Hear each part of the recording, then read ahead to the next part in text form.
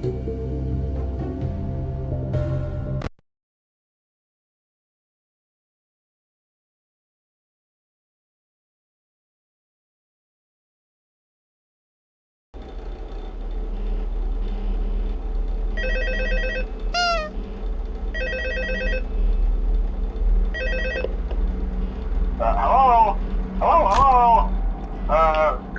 and welcome to your new summer job at the new and improved Freddy'S Pizza.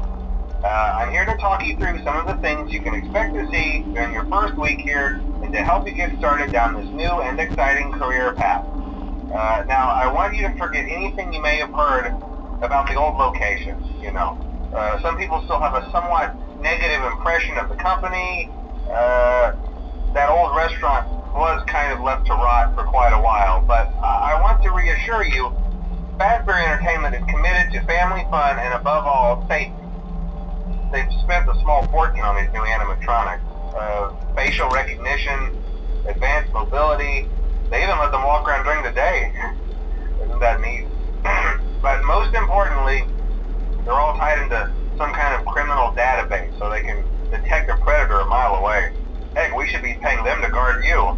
Now that being said, no new system is without its kinks. You're only the second guard to work at that location. The first guy finished his week but complained about conditions. We switched him over to the day shift. So, hey, lucky you, right? Mainly he expressed concern that certain characters seemed to move around at night and even attempted to get into his office. Now, from what we know, that should be impossible. That restaurant should be the safest place on Earth. So while our engineers don't really have an explanation for this, the working theory is that the robots were never given a proper night mode. So when it gets quiet, they think they're in the wrong room. So then they go try to find where the people are, and in this case, that's your office. So our temporary solution is this. There's a music box over by the prize counter, and it's rigged to be wound up remotely. So just every once in a while, switch over to the prize counter video feed and wind it up for a few seconds. It doesn't seem to affect all of the animatronics, but it does affect one of them. And as for the rest of them, we have an even easier solution. You see, there may be a minor glitch in the system, something about the robot seeing you as an endoskeleton without his costume on and wanting to stuff you into a suit. So hey, we've given you an empty Freddy Fazbear head.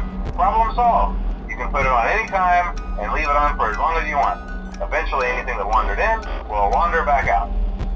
Something else worth mentioning is kind of the quirky modern design of the building.